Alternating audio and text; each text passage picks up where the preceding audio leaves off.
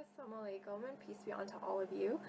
Here today I just wanted to share with you briefly my story as to how and why I converted to Islam. So I'll just get started. So growing up I actually was raised in a very devout Catholic household. Without fail, my parents used to bring us to church every single Sunday. We used to practice all of the holidays and celebrate all the holidays in the religious sense. My parents would fast on Fridays. I actually went to Catholic school my entire life, so definitely very well versed in the Catholic faith.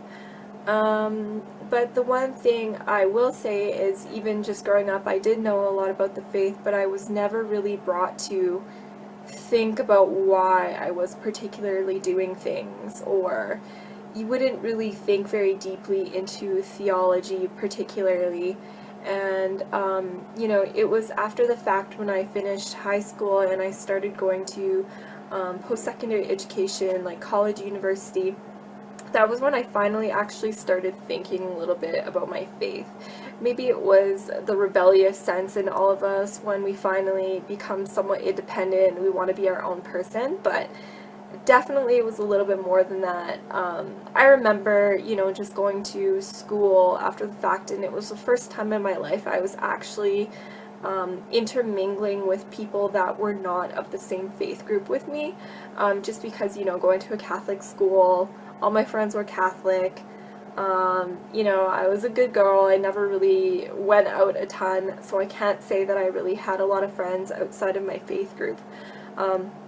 But when I actually went to college, university, I actually for the first time interacted and met, Muslims as an example, and it kind of made me think about my faith in a greater sense. Like, I remember, just going to church and thinking, for the first time in my life, like, we're not supposed to be worshiping idols, so why do we even have, like, statues inside the church that people are praying towards? Or if we're supposed to be praying to the one God, like, why are we praying to the Virgin Mary, or why are we praying to other people and saints when, God is the creator of all things and God is the Almighty?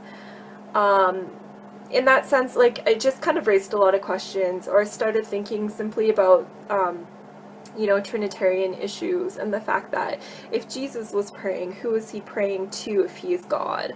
Or why would he be in need particularly? Like, a lot of these things, no matter who I would talk to, wouldn't really have a great resolution. Just to name a couple of other things, like, if God is eternal, then how could God die? Like, I really just couldn't wrap my head around a lot of these issues, and the more research I did, the more I realized that a lot of these theological issues came after the fact, and the pure Christianity was actually Unitarian. But it was the later kind of additions that changed the faith to make it what we know it as today, particularly, meaning kind of more of a Pauline Christianity. But I won't get into that. So generally, at that point, that was kind of when I was questioning a little bit more. But I really didn't have much of a solution. I just had questions. I started kind of looking into agnosticism, just because I figured, if Christianity is wrong and, all of these other religions are quote-unquote polytheistic, and I can't really accept that. They're either polytheistic or they're not particularly religions. They're more kind of like ways of thinking and whatnot. I don't really want to be involved with any of these, and I never really found a good monotheistic solution, but at the same time I wasn't really looking much into religion. But then I got to a point where I actually got in discussion about religion with some Muslims, actually, when I was at school. And I really didn't know much about their faith, to be quite honest. I had all of the stereotypical kind of ideas as to what Islam actually was. The fact that it was terrorist mongering and a violent faith, and you know, they just want to convert everyone by the sword, quote unquote, or, you know, intolerant, they just want to kill everybody that didn't agree with them. You know, very, very shallow kind of ideas as to what this faith was. But the more I kind of started asking questions about it, the more I was kind of finding myself strangely attracted to this religion, basically because of the fact that they believed in the existence of the one God. They believed in God's oneness. They believed in God's eternity, everlastingness, you know, but without all of the mental confusion. It was just, you know, basically belief was broken down into the fundamentals, and it was something that everyone would be able to digest without actually having to do any mental gymnastics. So long story short, I started looking a little bit further into Islam, not really wanting to particularly accept it as my religion, but still attracted to it nonetheless. I started taking a religious studies course where I actually was able to look at Islam from an unbiased, kind of scholarly perspective, and again, I found myself kind of being attracted to it because of its, you know, rationality. And the fact that Islam could meet kind of belief in science halfway. It was rational, sorry, but it had proof at the same time. It wasn't just asking you to believe without any questioning or proof whatsoever. So again, looking into the Quran, I found the exact same thing. You know, Allah would command His servants to question or think about things or ponder about things, and that was something that I definitely wasn't used to previously with the Bible, and something that was very attractive for me. Actually pondering and meditating about my religion, you know, it kind of gave me some kind of peace in my heart that I was really, again, becoming very attracted to, but again, I wouldn't accept Islam as my religion until I was entirely sure about it. You know, so again, reading more into the Quran, I was finally also able to put Judaism and Christianity into perspective, particularly looking into the role of prophets.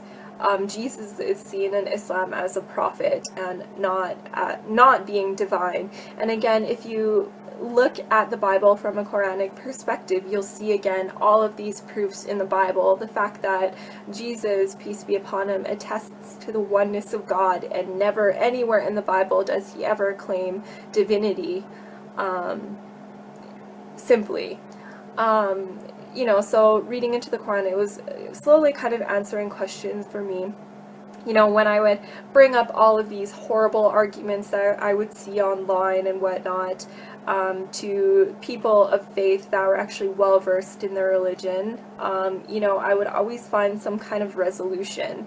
Whenever I had a question about Islam, I always thought that it would kind of be a breaking point, and this would be the reason why I can't particularly believe in this faith, but it always ended up being to the contrary. And you know, along my journey, I was probably looking into Islam for maybe about, I would say, 2 years or so, and it was continuously the same thing, where it was working for my benefit and not on the contrary. And basically, whenever I would see all of these negative comments online or get all these negative comments from people, or even myself argue with people, it would just bring me to gather more knowledge about the religion, and actually got me to a point where I was very comfortable accepting Islam for what it was, but I still didn't make that final step of affirming my faith. And then I found it was actually just one very last driving point that brought me to accepting Islam. When I was actually very close to accepting Islam, I was doing an internship in Edmonton, where I was in school at the time, and this was coming to an end, and I was on my way back to Calgary, where I would actually be living with my older sister for the first time in many years, because she had actually been in Edmonton for university and I was in Calgary. It was just a big jumble. But anyways, so that was the very first time I would be living with her in years. And I just remember one morning I remember this very vividly, and it was actually the middle of Ramadan. I wasn't practicing or anything yet at that point. I'm still looking into Islam, but I heard like some crazy rustling noises and business going on in the kitchen, and I was like, what is this? What is going on? And it was really early in the morning, and then I found my sister in there eating a bowl of cereal, and like she had all this food around her. And I kind of questioned her as to what she was doing, and I realized at that point that she was trying to attempt to fast. So everything kind of came together at once, and I realized that at the same time when I was looking into Islam, my sister was also, even though we were separately living in completely different cities and didn't talk about religion whatsoever, we were actually going through the exact same thing. So that kind of brought me to a point where I was feeling a little bit more comfortable in my decision, you know, to potentially accept Islam. And my sister and I, we ended up actually going to a lot of religious lectures and lessons together, and kind of furthering our knowledge together and searching together. And we got to a point a few months later where we actually ended up attesting and affirming our faith in Islam together and saying our Shahada, Alhamdulillah. And since then, it's been about 4 years. So I've, since then, you know, my life has changed dramatically, for the better. Finally, as a person, I feel so whole. You know, before Islam, I would go to bed at night and I would honestly not be able to sleep because I felt like I was purposeless, and I felt like, you know, extreme fear of, you know, what was going to happen to me. You know, am I just like this lump of flesh and I'm just going to die and rot in the ground? Like, I just really felt unfulfilled, and I felt like there was no purpose for me. But in my life now, I can say that every single moment of every day, I feel like I'm accounting for it, and I actually have a purpose, and our purpose is to worship the Creator and devote our life to the Creator in the way that He has outlined in the Quran. Very, very simply speaking. But anyways, so that's my story. I'm gonna keep it short and leave it at that, but inshallah, I hope any of you out there perhaps benefited from this story, and I hope to be of service to anybody, you know, with any questions about Islam whatsoever. I would love to kind of dispel any myths and use my knowledge that I've gained over the past couple of years to, you know, maybe inspire you guys in some way, or at least provide you with some knowledge, or answer any of the questions that you've been burning to have answers to. But for now, assalamu alaikum.